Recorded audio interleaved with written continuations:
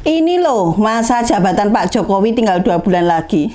Kok emak denger-denger dia mau melakukan reshuffle lagi? Mau ganti menteri lagi? 2 bulan lagi kerjanya selesai. Buat apa ganti personel lagi? Makin kesini, kok perasaan emak sih ya? Ini kayaknya Pak Jokowi makin gak jelas. Makin gerusa-gerusu gitu loh. Kayak orang yang makin panik aja gitu loh. Piye, bener gak? Buat apa toh Pak? Buat apa reshuffle? Padahal masa jabatan tinggal 2 bulan lagi. Ini kan mestinya ya, harusnya. Kan kalau kerjanya bener-bener 2 bulan terakhir masa jabatan itu ya tinggal finishing aja gitu loh. Ibarat membuat mebel atau meja itu tinggal poles-poles sedikit biar makin mengkilap ya toh. Bukan malah balik ngamplas-ngamplas lagi. Ya harusnya presiden dan para menteri itu kan tinggal gunting-gunting pita dan peresmian aja. Bukan malah gerusa-gerusu, malah gonta-ganti personel. Bapak ini sebentar lagi pensiun. Mestinya bisa menikmati hasil kerja keras Bapak selama 10 tahun ini. Ojo panik toh Pak, ojo gerusa-gerusu. Menurut informasi terakhir sampai mak syuting ini loh ya, rencana Pak Jokowi buat reshuffle menteri tetap akan dilakukan. Kalau emak analogikan, rencana reshuffle menteri ini ibarat kita punya mobil tua yang sudah hampir masuk garasi untuk pensiun. Lalu kita tuh tiba-tiba merasa perlu mengganti ban, memperbaiki mesin, dan mengecat ulang. Buat apa? Mobil itu kan sudah hampir tidak jalan lagi dan semua orang tahu bahwa ia tidak akan melaju lebih jauh. Nah, reshuffle kabinet di masa-masa akhir ini terasa persis seperti itu tadi. Apa yang bisa dicapai dalam 2 bulan? Program besar-besaran atau perombakan struktural? Atau lebih mungkin ini hanya sekedar kosmetik politik. Kayak emak-emak kalau pakai kosmetik gitu loh. Bikin cantik di depan kamera. Tapi dalamnya ya tetap sama aja. Dan langkah ini mungkin terlihat seperti upaya terakhir Pak Jokowi untuk merapikan sisa-sisa pemerintahan. Namun di sisi lain banyak yang mempertanyakan, apakah ini hanya manuver politik untuk mengamankan posisi pasca pemerintahan? Atau sekedar bagi-bagi jabatan? Dan apa urgensinya reshuffle kabinet ketika pada masa jabatan yang tinggal menunggu hitungan hari? Bukankah reshuffle itu biasanya dilakukan untuk menyegarkan kinerja pemerintahan? Tetapi dengan sisa waktu yang sangat sedikit, apa yang bisa diharapkan dari menteri baru? Mungkin hanya rapat perkenalan, makan-makan, foto bersama, lalu pamit mundur diri. Can. Apakah reshuffle ini sungguh-sungguh demi meningkatkan kinerja atau hanya formalitas politik untuk menunjukkan bahwa pemerintahan masih berjalan? Bahkan ada kesan bahwa langkah ini mungkin lebih simbolis daripada substantif. Mak pinter loh. Atau mungkin ya, reshuffle ini bisa jadi hanya untuk mencatatkan dalam sejarah bahwa pemerintah tetap produktif hingga detik terakhir. Meskipun hasilnya mungkin tidak akan signifikan. Lalu ada yang curiga juga ini.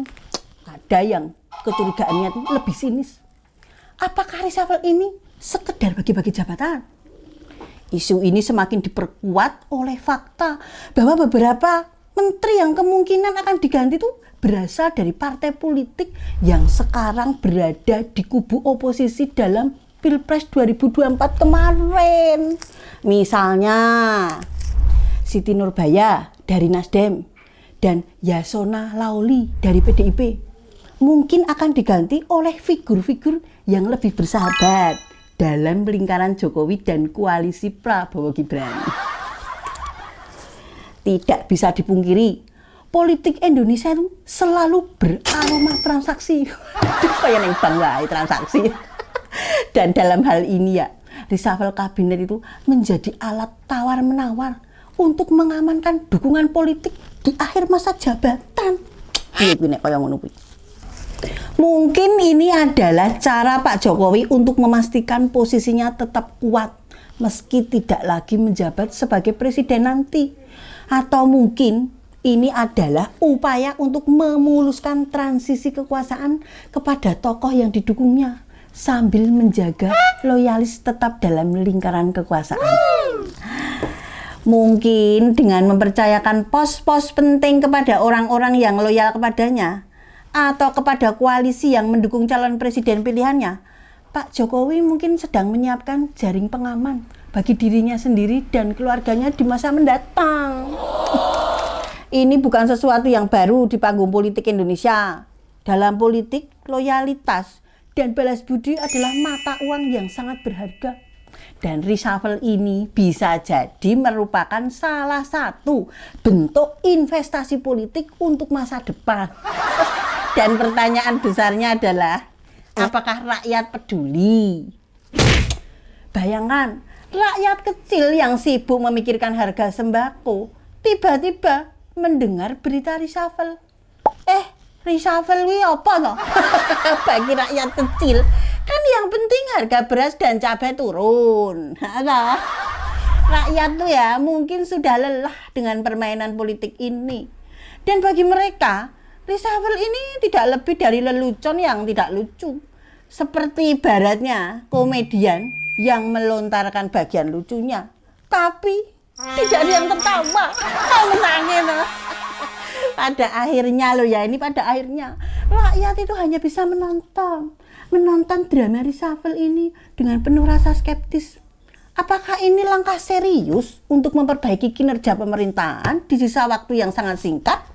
Atau sekedar ritual politik yang kosong dari makna? Malah pinter puisi ya. Apakah ini tentang memperkuat stabilitas politik di akhir masa jabatan?